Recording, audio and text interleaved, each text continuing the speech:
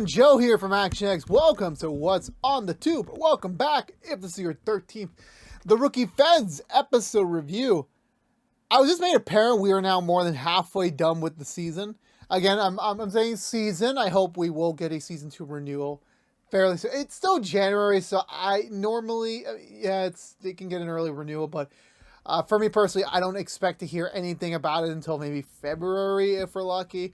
I'm just being completely bullishly honest there. But anywho, we're back, and then the Rookie Feds for the week.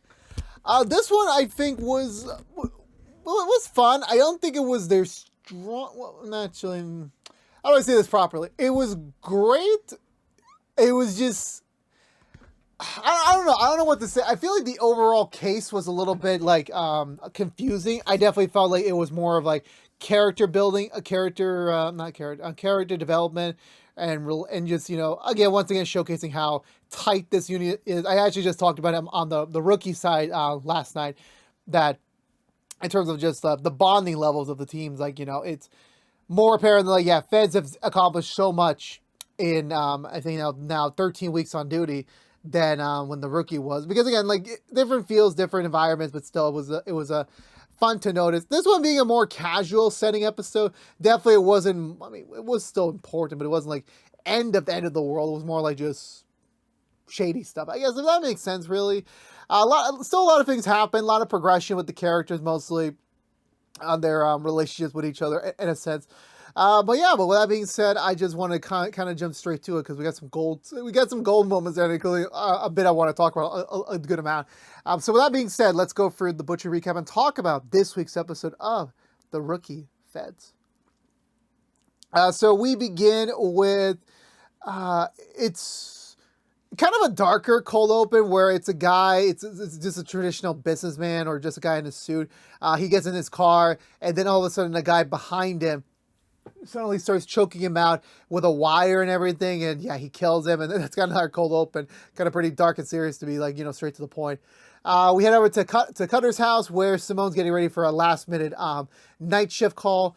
It's also Canicity Rise with the rookie. It is still in the middle of the heat wave, so even they're feeling it. And Cutter is a little cheap, so he's not willing to spend the money to turn on the AC. So Simone's kind of like beating it out in the heat, and they're Justin Jenner's just trying to survive out there. And then all of a sudden, Simone's daughter comes back into play. Apparently she had a couple days off from the university, so she decided to why not just do a road trip, ironically. And wait, well, who's the driver or the recipient? Because usually a road trip means 2 or more people. It's this guy that she's seeing. I think she's just saying like they're dating or they're just beginning to date. Again, really hands-on. I'm guessing honeymoon stage for them. And he's not a college student. He's just a nearby age member that just happens to be loitering around the college campus enough, and I guess that's where they met. She's kind of into him. Simone and Cutter, kind of not. They're kind of like not a big fan of him over the lifestyle. Like, he's not in college. He's living out of his van. He looks a little unkempt, but regardless of the least, he looks like a pretty innocent dude, to say the least. But, you know, Simone's not a fan, but she doesn't have time to really deal with this at the current time, so she heads out back to HQ, where sadly, literally, they're moments away was Brendan and Antoinette about to go on their first official date, but sadly, it does not work out like that, as they're both as Brendan is called away on duty. He tries to plead with Garza to maybe at least let him out at a certain time so that they can still head over to their reservation. This is also a pair where Antoinette learns that, like, Simone knows everything around. Like, she just knows everything. So they head over to the fishbowl where Garza admits they've been asked to kind of fill in some slots on another operation. So it's not their op. It's like a favor to a favor. Like, you know, they're doing a favor for someone else, and hopefully one day they'll get to cash in that favor. So that's kind of like, you know, I scratch your back, you scratch my back. So they're going for a to provide backup in terms of just a deal that's going on, which you'll find out the detail in a moment. And even with Antoinette acting the part, Garza's like, you know what? You can come in as well. Oh, you're not on the team. I can get clearance for you to, like, just be a background extra, so you should be totally fine. There should be no problems whatsoever. So she gets temporary recruited to the team for this mission. Temporarily, I say. So they're about to go all in. Also, I forgot to mention, so this is the funny part, is that Carter has a dating app profile, which is like hilarious to say the least. I mean, not hilarious like I'm making fun of him. I mean, I've tried dating apps before. It's literally something that in this day and age, I feel like everyone would probably try at some point, or at least would experiment on there. So yeah, I guess he's at the point now. It's not. I mean, I don't remember if he's confirmed he's divorced yet. I think they're still going for the divorce arrangements because I know that his his ex-wife and his son moved away to another state. So I know that he's going to be pretty lonely. But again, they haven't really followed much on that after the whole like confusion with Antoinette thing. So yeah, so he's trying out there. He's not really getting any hits because his profile picture is very how do I say this? Very blunt. Let's just keep it at that. So yeah, what was I gonna say?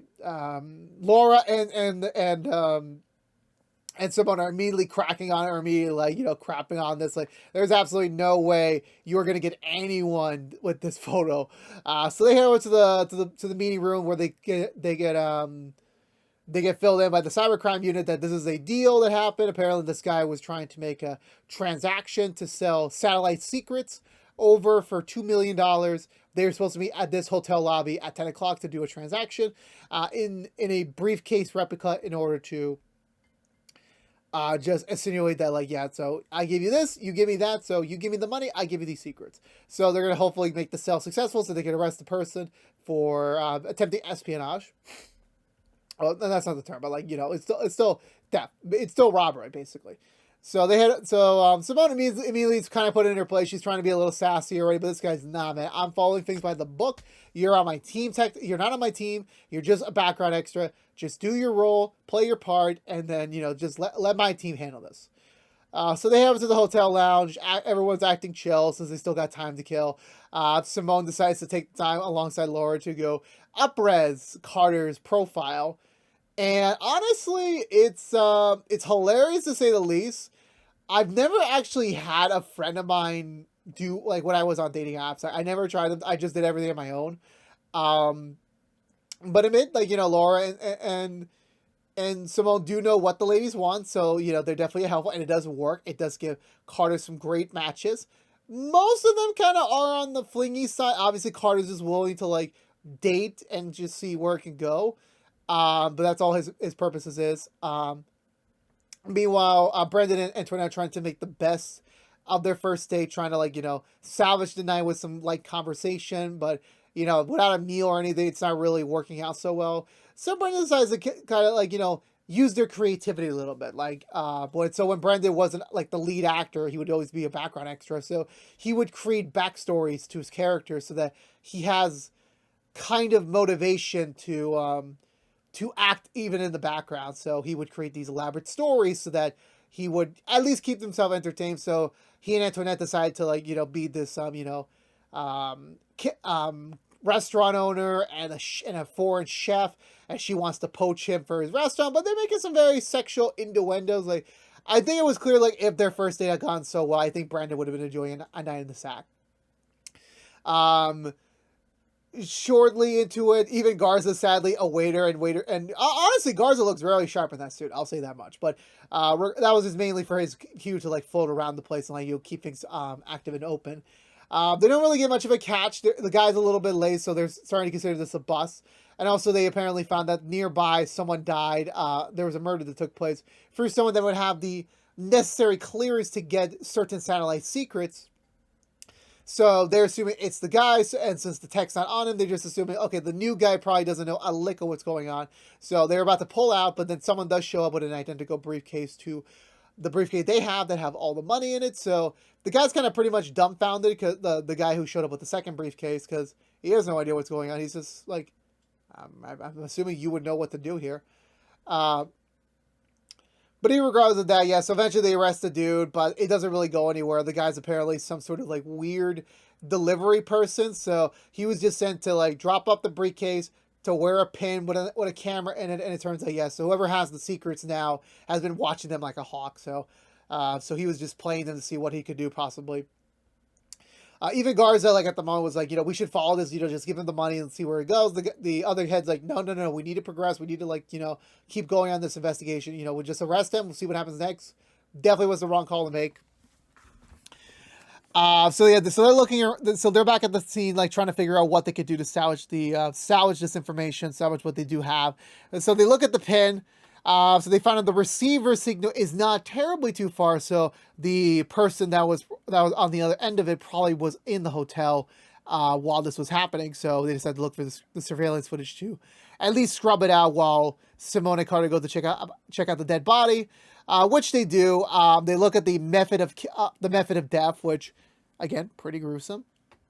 But they're looking at it a little bit more, and the way that they're approaching this is that, okay, this is probably a very specific MO. So let's just see if we can find anyone with this similarity. There have been 3 similar murders in the last 2 years, plus an attempted one. So they have us to the prison to go check out on the prisoner. He's initially like, I'm not talking. If I'm not the suspect, I ain't talking. But once they bring up the cheese wire, let's call it, he's like instantly like, you got the name? You got the guy? Because, put him in here. I'll make sure he'll never walk again. But yeah, they said that's not going to happen. So they plead with him to like at least give them a lead. They'll even like do some transfer, reduce the sentence a little bit for like his cooperation and whatsoever. He admits that the only method he knows is that, I just did a bank robbery. And then when I got back to my car, this guy was there. He tried choking me out. I managed to get a few blows on him before he got away. But by the time I got up, I couldn't really recognize anyone. So that's about it. So I don't think they really get anything on it, because it's the team of Laura and Brendan who scrub through the footage, and they find someone that's very suspicious, very much like trying to like hide his identity. They don't get a full facial recognition off the bat, but they do get a right tattoo signal, as well as they find out he was using a credit card, even though it was prepaid. They do find it to match a nearby Airbnb, so definitely there is something there. Definitely there is a connection there. So they head over to the house. It's instantly the guy. He's still wearing the same outfit and everything. They go in to go after him. Sadly, he gets away before he knocks Carter a good one. But they do manage to recover his cracked but still usable cell phone. So they do have something about that nature. So Simone takes Carter to the hospital, and Carter is he's fine. He's just like a pretty bad mark on his arm. That's about it. This cute nurse is tending to him, and turns out they do have a connection to each other, because if anyone remember when Simone went undercover in the what was it? It was the episode, the prison episode where she went undercover for a little bit. In that episode, so we met the mom, the prisoner, and I think we did see the daughter in that episode too. I think as a brief cameo. So she's back here. She's a nurse, and her and Carter are kind of flinging a little bit. They're kind of like getting a little bit of smart, a little bit of banter. So it's pretty nice. Simone's like, it's clear, it's obvious. Either A, she wants to date you, or B, she wants to bang you. It's pretty clear in the day. And if it was any harder, you would just get a concussion. Even Simone has to step out for a little bit as Cutter calls her to just let her know, like, the guy seems fine-ish. It's just not someone that they feel comfortable dating their family members. So they're trying to find a way to, like, pull her out of it, or try to, like, make her, like, break up with him or something like that. But so they're brainstorming that at the moment. But by the time they head back to it, like when they head back to the fishbowl. They do have credible information. They have credible evidence, but sadly, because of just the tech team need to work for the night to get the information from the phone and everything, and the guys in the wind right now, there really isn't much they can do at the moment, so they decide to go home and get some sleep. It's the next morning. Simone's trying to make some coffee for Cutter. Instantly, once her daughter steps in, immediately they're just trying to like corral her into like trying to break up with the dude. It's not really working so well. And eventually she catches on like, you don't like him. It's just like, no, it's just, maybe it's too soon. You're just in college. Maybe you should be like, focusing on your studies. And she's like, no, like, you're judging him because you don't really know him, because you look at him as, oh, he lives in a van. He doesn't have a job. He's like, that he's not responsible. Like, that is not how you should judge people. And she gets a little mad and irritated, said like, you know what, by the time you come home from work, I ain't going to be here. So don't worry about it. But sadly, Simone cannot take care of it that much. So We head over back to the to HQ where Brendan is pleading with Antoinette to try and get another first date on the wagon, pitching a really honestly nice second first date attempt, which is Spanish food, the observatory, which honestly, the observatory, really nice spot. I didn't get any take pictures because it was raining that day and I was kind of burnt out already from all the hopping around that me and my friends did. So I wasn't like feeling the mood, but it's a really nice place to take for a date. I will admit that. And they go out for a little dancing. So honestly, that is very nice. That's a very nice date idea. I want to say afterwards, where do we go from there? Yeah, so we head back to the fishbowl. They look at the phone contacts, and they don't really get that much information about it. Apparently, the dude is what they're gonna call just a piggybacker. So he's morally on the lines of like taking someone else's score and then just reaping the rewards. That's basically it. So that it's not really anything of like he is planning these things out. So him getting these secrets are like, this is valuable. This is definitely could make him some money. He just doesn't know how to sell them. He tried calling some international consulates to see if he can maybe make a deal with them. But like, you know, you normally don't make a deal with like anyone like that's not in the DC area. So he definitely made a mistake there. He tries selling it to a rival of the company that actually developed the space specs that he had. But the person that he called thought that he was a scam artist, so she was just playing around with him for like 7 minutes. They didn't make a deal or anything, but that doesn't really go anywhere. However, they did get a pretty local credible tip, so because he mentioned a local spot that was in LA. So Simone, doing her, you know, street smart thinking, manages to do a little FBI search and finds the exact guy. Carter verifies it, and yeah, they're about to put out a bolo, try and get him arrested. He's in the middle across town trying to sell the secrets off to someone else who's also trying to, like, you know, make sure that he gets off, you know, but would try to smuggle him out of the States. My bad. The guy has a little bit of like, he has like that face of like, yeah, by the way, you gonna die. So by the time they pull it on his location, yeah, he's dead. The other guy killed him. Apparently they figured out that they were cellmates, so most likely while they were together, he found that, oh my God, there's so many people out there doing these jobs. Maybe if I just kill them after their jobs and just take their rewards, maybe I could just get away scot-free, which did work. But I'm guessing the guy made the connection eventually that he did it. So he shot him in the stomach and also did the cheese wire thing too to like teach him a lesson. So he has the secrets now. So they got to find him right away. Which they do. It's not terribly that difficult. They find him at one of his pawn shop locations. He's about to escape. Carter attempts to go after him, but thankfully him and Simone manage to take him out. Carter sadly gets his stitch blown, so he has a reason to go back to the hospital. And I believe that was it. Yeah, that was it for that case, to be honest with you. Carter goes back to the hospital, goes after the cute girl again, and like very much directly just says like, hey, do you want to just grab some dinner or something? You know, I'm kind of rusty at this, so hopefully you will be patient with me. She's like, yeah, I'll be very patient with you. So that's good to hear. Brendan was about to get tasked for another late last minute assignment, but Brendan's like, come on, can I just go on a date? Like, come on, like you kind of stole the last one from me. Even like Laura has to like, you know, step up for him. It's like, yeah, just give him a break. Garza's like, fine, you go, just do your date. And like, you know, so like, thankfully he's about to go off with Antoinette, but sadly she also gets a call from her boss saying that she has a last minute expedited blood work to do on a homicide case. So they have to delay their proper first date. But however, Brendan decides, you know what, a first date could be anywhere where we want to be. So he decides to order out takeout so that he can spend time with her, which is honestly very sweet. It is a very sweet move he did. Also, there was a little banter between him and Laura earlier, where like they've just made a joke about like, you know, how Laura's now attempting a long distance relationship with it's either Alex or Mason. I forgot which one. I probably have it. I have a horrible history. With my memory. I'm sorry, but yeah. So they're trying a long distance relationship. So that was cool to see, like, you know, the actual acknowledgement for the documentary last week. So that was fun to hear. Simone goes back home. Cutter tells her like, yeah, she left like she said. I tried calling her for hours to like try and get her to come back so you two can, like, you know, figure this out. At first it seemed like she didn't come back, but no, she did. She calmed down a little bit. She apologizes for her actions, her attitude, and she said like, yeah, I just hope that you get to know him like for who he is and not because you're judging him for what he looks like. And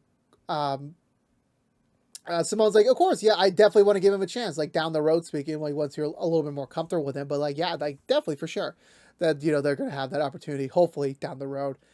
And then, yeah, I think that was it. I think that was mostly all said and done. I'm not really forgetting. I'm not remembering anything else. I think that was it. That was it for the episode. So now that I talked about it, I think it was more fun. It was just a fun episode, to be honest with you. Seeing Brendan and Antoinette slowly get into, like, you know, trying to make this relationship work, and they're like actually already getting like some roadblocks of, like, you know, them having the same job or them also having the same, you know, very crazy work hour. Like, will that be sustainable? I really don't know. Like, to be honest with you, like, I really know it's up in the field there, like what they could do next with that. It was nice to see Simone's family back into play again for a little bit. Also teaching you the lesson, don't judge a book by its cover. That's never it. Carter getting back into dating via a dating app was not what I was expecting, to be honest with you. I thought he was just old-fashioned, like, we will just get him to have a connection whenever the time is right, to be honest with you. It wasn't something I initially was thinking. It definitely does give me back, like, deja vu when I first started dating apps back in 2020, I want to say. So I definitely felt his pain of, like, just not knowing how this works, not knowing what the priorities were, or like just how things are operated. But no, yeah, it was a lot of fun, and thankfully for him, he doesn't have to deal with any of that. He just found someone in front of him. And yeah, we'll see how that all goes. But for now, for this episode of Feds, I really enjoyed it. And also, it was great to see Garza in a red suit. I really love it. So with that being said, I'm giving this episode of Feds. I apologize for my opening remarks. 2 thumbs up. And now that I really think about it, I really enjoyed it. I don't know what I was thinking. I think I'm just expecting, like, I don't know, like, you have an amazing rookie, maybe like a great Feds. But they were both equally great this week. So that was enjoyable to hear. But I believe it's going to do for me today, everyone. So if you're unaware, this has been What's the Two from ActionX reviewing every episode in the hopeful first season of the Rookie Feds. If you want to know what we're doing normally, What's the Two besides our Rookie Feds episode reviews, we are currently doing Walker episode reviews each and every Thursday nights. We're doing Walker Independence episode reviews each and every Friday mornings. And we're also doing the Rookie episode reviews each and every Tuesday nights.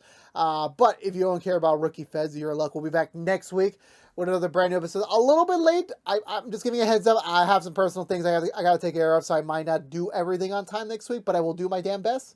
So stay tuned for that. But either way, we'll be back next week with another brand new episode review. So stay tuned until then. But again, thank you so much for watching. Subscribe to us on youtube.com/ActionX videos. Ring that bell for notification when our next episode review is live. Like, favorite, share if you want to, as well as follow us on social media.